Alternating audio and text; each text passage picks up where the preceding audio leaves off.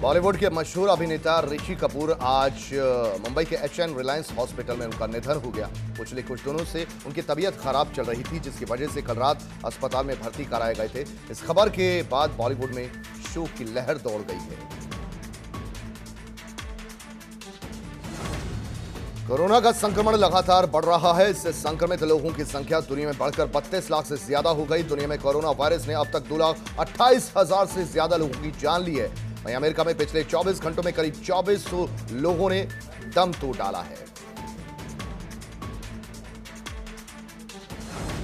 देश भर में कोरोना वायरस से संक्रमित मरीजों की संख्या में लगातार बढ़ोतरी हो रही है। केंद्रीय स्वास्थ्य और परिवार कल्याण मंत्रालय की ओर से जारी आंकड़ों के मुताबिक देश भर में कोरोना पॉजिटिव मामलों की कुल संख्या 33,000 के पार हो चुकी है। 8,325 लोग स्वस्थ हो चुके हैं या उन्हें अस्पताल से छुट्टी दे दी गई, जबकि 1,074 लोगों की अब तक जान जा चुकी है। यूपी में कोरोना वायरस से संक्रमित लोगों की संख्या में लगातार इजाफा हो रहा है। अब तक प्रदेश में 39 लोगों की मौत हुई है और कुल संक्रमित लोगों की संख्या 2100 के पार हो चुकी है। 8 जिले कोरोना मुक्त हो गए हैं। 15 जिलों में कोरोना का असर नहीं है। केंद्र सरकार ने लॉकडाउन में फंसे मजदूरों और छात्रों को घर भेजने की अनुमति दे दी है। राजस्थान के मुख्यमंत्री अशोक गहलोत ने केंद्र सरकार के इस फैसले का स्वागत किया है। गहलोत ने यह भी कहा कि प्रवासी मजदूरों की वापसी तभी संभव हो पाएगी जब केंद्र सरकार भारतीय रेलवे को फिर से ऑपरेशनल होने का आदेश देगी। यानी कि अगर केंद्र सरकार ट्रेन सेवा बहाल कर दे तो इन लोगों को आसानी से वापस भेजा जा सकेगा। Bollywood singer Kanika Kapoor corona virus से जंग जीत चुकी हैं। कनिका भी बिल्कुल ठीक हो गई हैं और अपने घर पर हैं, लेकिन दूसरी तरफ उनकी मुश्किलें बढ़ती जा रही हैं। कनिका कपूर को यूपी पुलिस ने लापरवाही के मामले में नोटिस थमाया था। नोटिस में कनिका कपूर से बयान दर्ज करवाने के लिए कहा गया था। अब कनिका कपूर के बयान दर्ज कर लिए गए हैं। कनिका ने खुद को बिल्कुल निर्दोष बताया है।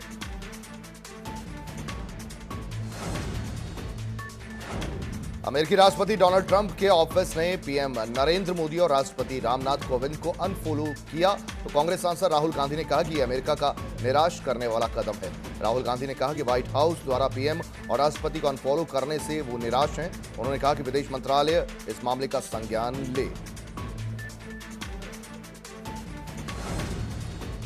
प्रयागराज में पढ़ने वाले छात्रों को उनके घर तक पहुंचाने का काम आरंभ हो चुका है और इन छात्रों को स्वास्थ्य परीक्षण के बाद बसों में इनके घर पहुंचाने का काम हो रहा है। सरकार द्वारा लिए गए निर्णय के क्रम में आज 3 बसों के से दरअसल कुल 65 छात्र छात्राओं को लखनऊ पहुंचाया गया। लखनऊ के बीबीडी में पहुंचकर इनको थर्मल स्कैनिंग करने के बाद ही विभिन्न बसों से उनके घर भेजा जा रहा है। देश में कोरोना वायरस के प्रसार की मुख्य वजह बने तबलीगी जमात के लोगों पर कानूनी शिकंजा कसना शुरू हो गया है। मुरादाबाद में टूरिस्ट वीजा के नाम पर धार्मिक प्रचार के आरोप में ठाकुर द्वारा में 8 इंडोनेशियाई विदेशी नागरिकों समेत 10 लोगों को क्वारंटीन किया गया था। क्वारंटीन का वक्त पूरा होने पर इन्हें कोर्ट में पेश किया गया, जहां तमिलनाडु के 2 जमातियों को जमानत दे दी गई है, जबकि इंडोनेशियाई 8 जमातियों को नॉन बेलेबल ऑफेंस के तहत जेल भेजा गया है। बाजपुर में उस वक्त हड़कंप मच गया जब उधम सिंह नगर जिले के बाजपुर में ड्राइवर कोरोना पॉजिटिव निकला। बाजपुर में कोरोना पॉजिटिव क्षेत्र में दहशत का माहौल बना हुआ है। जांच के बाद कोरोना संक्रमित मरीज की पुष्टि होने से जिला प्रशासन और स्वास्थ्य विभाग ने यहां हड़कंप मच गया। जिले में अब तक 5 मरीजों में कोरोना वायरस की पुष्टि हो चुकी है, जिसमें से 4 मरीज ठीक होकर अस्पताल से छुट्टी ले चुके हैं। कोरोना ने पूरे देश को दहला कर रख दिया है। बरेली में कोरोना संक्रमित एक मरीज की मौत का मामला भी ठंडा नहीं पड़ा कि कई और मामले सामने आ गए। देर रात प्रेस कॉन्फ्रेंस में जानकारी देते हुए जिला सर्विलांस अधिकारी ने बताया कि मृतक के 2 परिजनों में कोरोना के संक्रमण पाए गए। हालांकि इसे प्रारंभिक की जांच माना जाए। बरेली में कोरोना मरीजों की संख्या बढ़कर 8 हो गई है। कोरोना संकट के दौर में सभी देशवासी और समाज सेवी संगठन लगातार बढ़ चढ़कर हिस्सेदारी कर रहे हैं। सभी अपने स्तर से जो बन सक रहा है वो करने की कोशिश में है। कोई खाना बांट रहा है तो कोई जरूरी सामान, जबकि कुछ संगठन और लोग बिना किसी शोर शराबे के अपने काम को अंजाम देने में जुटे हैं। उनमें से राष्ट्रीय स्वयंसेवक संघ भी अपने काम को अपने अंदाज में अंजाम दे रहा है।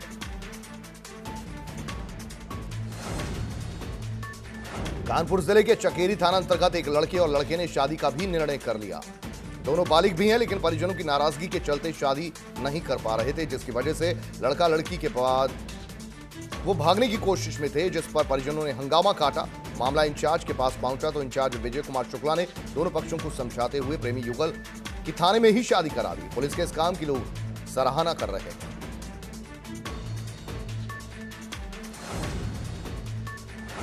कोरोना वायरस से पूरी दुनिया में हाहाकार मचा है। इस वायरस से बचने के लिए सरकार हर स्तर से लोगों को जागरूक भी कर रही है। इसके लिए सोशल डिस्टेंसिंग के लिए भी लोगों को जागरूक किया जा रहा है, लेकिन कौशांबी जिले के निजी अस्पताल के डॉक्टर इसकी धज्जियां उड़ा रहे हैं।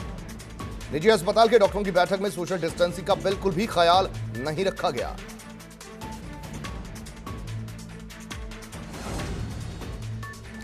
हरदोई के शाहबाद में आज एक अनोखी इंसानियत की मिसाल देखने को मिली, जब एक चीन नामक पक्षी एक मोबाइल टावर में लगे केबल तार में फंस गया और फड़फड़ाने लगा, जिसे देखकर युवक से रहा नहीं गया।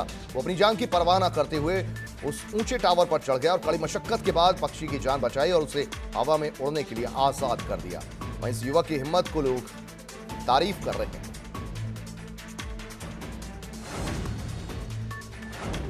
कानपुर में लॉकडाउन का उल्लंघन कर मंदिर जा रहे बुजुर्ग को पुलिस ने मेढक चाल चलाया, जिसका वीडियो सोशल मीडिया पर वायरल हो गया।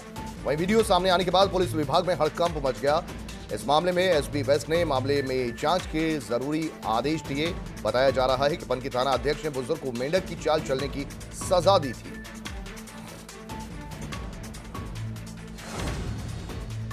भले ही इरफान खान अब हमारे बीच नहीं रहे, लेकिन इरफान खान का नैनीताल से विशेष लगाव रहा। इरफान खान अक्सर गर्मियों की छुट्टियों में नैनीताल आया करते थे और यहां होने वाले थिएटर महोत्सव की आयोजन समिति के अध्यक्ष भी थे। इरफान खान करीब 6 बार नैनीताल आए और इस दौरान उन्होंने नैनीताल के बच्चों को थिएटर और एक्टिंग के गुर भी सिखाए।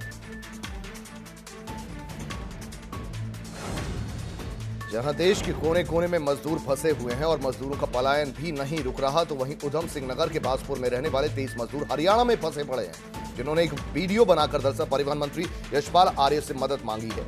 वीडियो में भोजन आदि की समस्या होने के बारे में बताते हुए जल्द से जल्द घर भिजवाने की व्यवस्था करने की मांग की है। जहां वीडियो वायरल होने के बाद दर्ज मंत्री ने इन्हें घर वापसी की कवायद इनके शुरू कर दी है। पौड़ी जिले के राठ महाविद्यालय पैठानी के बीएड के छात्र छात्राएं कोरोना संक्रमण से लोगों को जागरूक करने के लिए सोशल मीडिया को हथियार बनाकर इसका सदुपयोग कर रहे हैं। बीएड के ये छात्र छात्राएं ऑनलाइन पोस्टर्स, बैनर्स और कार्टून बनाकर लोगों को लॉकडाउन का पालन करने और कोरोना संक्रमण से बचने के लिए सचेत कर रहे हैं।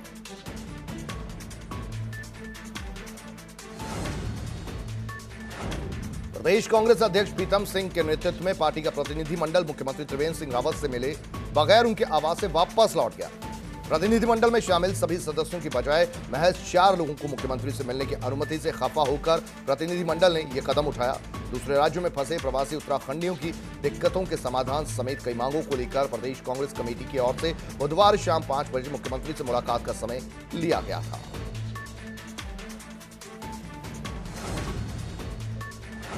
गृह मंत्रालय के निर्देश के बाद अब त्रिवेंद्र सरकार उत्तराखंड से बाहर फंसे लोगों को घर लेने की पहुंचाने की दरअसल कोशिश में जुटी है। इसकी जानकारी सीएम त्रिवेंद्र ने सोशल मीडिया पर देते हुए कहा कि बाहरी प्रदेशों में फंसे उत्तराखंड वासियों की जल्द वापसी की तैयारी के निर्देश मुख्य सचिव को दिए गए हैं। मैं विश्वास दिलाता हूं, बाहर फंसा जो भी उत्तराखंडी अपने राज्य लौटना चाहता है उसकी वापसी के लिए सभी मानकों के अनुसार उचित प्रबंध किए जाएंगे।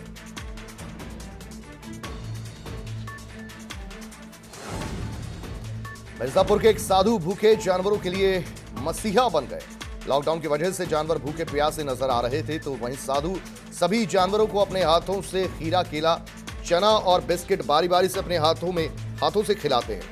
साधु योगानंद महाराज सभी बेजुबानों जानवरों को मदद करते नजर आते हैं।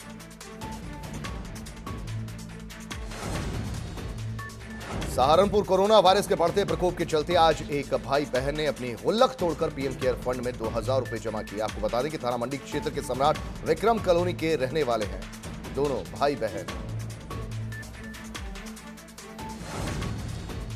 कोरोना वायरस पर नियंत्रण के लिए योगी सरकार अब 10,000 पैरामेडिकल प्रशिक्षित छात्रों से मेडिकल सेवाएं लेगी। साथ ही सिलाई कढ़ाई सीख चुके 20,000 छात्रों से मास्क बनाने में सहयोग लिया जाएगा। ऐसे में कौशल विकास मंत्री कपिल देव अग्रवाल 30,000 छात्रों की सूची सीएम को सौंप रहे हैं।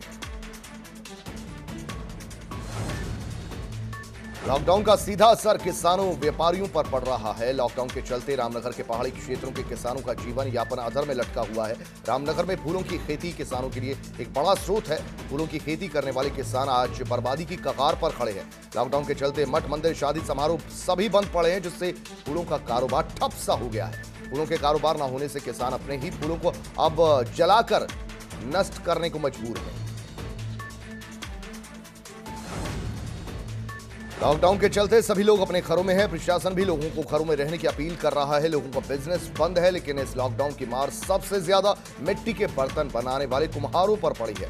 वाराणसी में बड़ी संख्या में मिट्टी के बर्तन बनाने वाले कुम्हार लॉकडाउन की वजह से व्यवसाय से जुड़े लोगों के हालात बद से बदतर हो चुके हैं और उनकी सुध लेने वाला भी कोई नहीं है।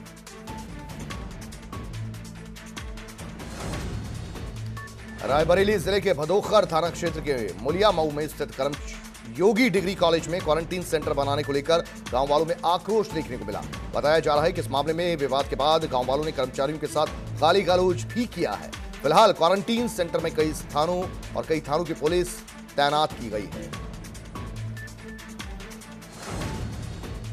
लॉकडाउन में वाराणसी के कैंट विधायक सौरभ श्रीवास्तव ने तिलभांडेश्वर इलाके में लोगों को पैक्ड फूड जूस बंटवाया, जिसके बाद लोगों ने और अन्य पार्टियों ने उन पर आरोप लगाया था कि वो जानबूझकर एक्सपायर फ्रूट जूस लोगों में वितरित करवा रहे हैं और लोगों की जान से खेल रहे हैं। ऐसे में कैंट विधायक सौरभ श्रीवास्तव इन सभी आरोपों का खंडन करते हुए सामने आए और खुद भी वही जूस पीते हुए कहा कि कुछ लोग सिर्फ मुझे निशाना बनाने के लिए ऐसा कर रहे हैं।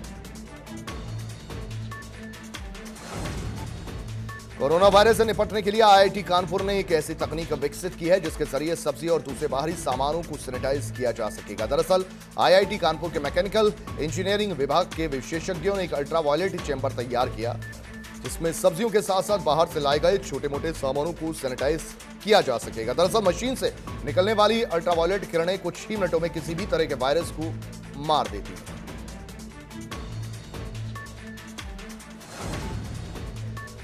हापुड़ में सिटी कोतवाली इलाके के पक्का बाग अनाज मंडी में देर रात एसडीएम सदर सहित पुलिस ने मुखबिर की सूचना पर छापेमारी की कार्रवाई की। एसडीएम सहित भारी पुलिस यहां पर पहुंची। चावल से भरे एक ट्रक को पकड़ा गया। राशन के चावल की कालाबाजारी करने की आशंका दरअसल जताई जा रही है। वहीं एसडीएम सदर का कहना है कि मामले के खाद्य पूर्ति अधिकारी द्वारा मामले की जांच की जा रही है। मुरादाबाद के मैनाठेर थाने के नरोदा गांव में दो पक्षों में खूनी संघर्ष हो गया, जिसमें महिला प्रधान सहित एक दर्जन लोग इसमें घायल हो गए। दोनों पक्ष की ओर से जमकर लाठी डंडे और पत्थर तक चले। मामूली सी कहा सुनी से शुरू बात खूनी संघर्ष तक पहुंच गई। बताया जा रहा है कि झगड़ा प्रधान पक्ष और गांव वालों के बीच हुआ था। वहीं सूचना पर पहुंची पुलिस अब मामले की जांच में जुटी हुई है।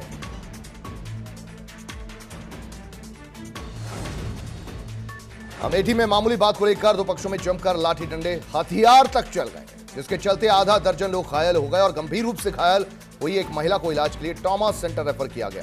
गौरीगंज कोतवाली क्षेत्र के पूर्वा गांव की यह घटना बताई जा रही है।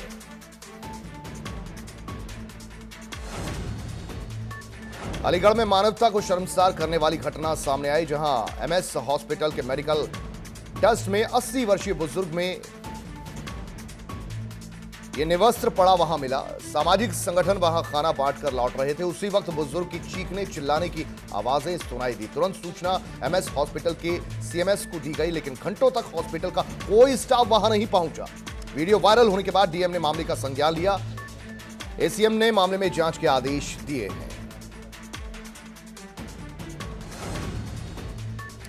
एटा में दबंग कब्जाधारियों ने धोखाधड़ी कर एक विधवा की जमीन को बेच दिया। जब महिला ने इसका विरोध किया तो उसके साथ मारपीट कर डाली। पूरा मामला थाना कोतवाली देहात इलाके के मऊ का है। पीड़िता का आरोप है कि पुलिस ने भी उनकी नहीं सुनी और उन्हें ही गालियां देकर दोबारा वहां न आने की धमकी दे डाली। वही मामला संज्ञान में आने के बाद एसएसपी ने अवैध कब्जा रुकवाने के आदेश दिए।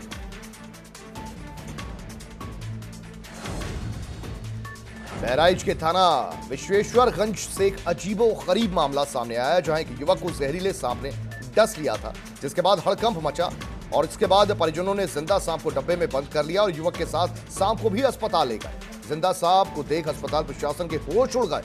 वहीं युवक का इलाज कर उसे घर वापस भेज दिया गया है। अलीगढ़ के थाना गोंडा क्षेत्र के गांव कास्का में 18 साल के युवक ने कारणों के चलते आत्महत्या कर ली। शुभम ने अपने खेत में बने ट्यूबवेल के कमरे में तमंचे से गोली मारकर खुदकुशी की। वहीं गोली की आवाज सुनकर आसपास गांव के युवक भी पहुंच गए, जिसकी सूचना फिर पुलिस को दी गई। मौके पर पहुंची पुलिस ने शव को पोस्टमार्टम के लिए भेजा है, लेकिन फिलहाल अभी मामले की जांच जारी है। पता नहीं चल पाया किन वजहों से इस युवक ने खुदकुशी की है। मेरठ के थाना लिसाड़ी गेट इलाके में कुछ दिनों पहले किसी बात को लेकर दो पक्षों में विवाद हुआ था। इसी बात के चलते नौशाद ने अपने साथियों के साथ मिलकर सरताज पर हमला बोल दिया। मारपीट करते हुए उस पर ताबड़तोड़ फायरिंग कर डाली। गोली की आवाजें सुनकर अफरा तफरी मच गई। गोली लगने से 3 लोग घायल भी हो गए। वहीं मौके पर पहुंची पुलिस मामले की जांच में जुटी हुई है। कोरोना वायरस को लेकर लॉकडाउन के कारण हापुड़ में पिलखुआ कोतवाली पुलिस जबरदस्त चेकिंग कर रही थी। इस दौरान पुलिस की बदमाशों के साथ मुठभेड़ हो गई। मुठभेड़ में 25,000 का इनामी शेरा पकड़ा गया। जवाबी कार्रवाई में पुलिस ने फायरिंग की थी। बदमाश के पैर में गोली लगी थी। बदमाश के पास से एक बिना नंबर प्लेट की बाइक और अवैध असला पुलिस ने बरामद किया है। अमरोहा के थाना धनोरा इलाके के नौगावा मार्ग के पुलिस गौ तस्करों के बीच दरअसल यहां पर मुठभेड़ हो गई। मुठभेड़ में एक गौ तस्कर को गोली लगने से वो जख्मी हो गया, जबकि उसके 2 साथी हालांकि मौके से फरार हो गए। पकड़ा गया तस्कर भी 25,000 का इनामी है। वहीं पुलिस अन्य गौ तस्करों को पकड़ने के लिए कॉम्बिंग कर रही है। घायल गौ तस्कर को जिला अस्पताल में भर्ती कर दिया गया है।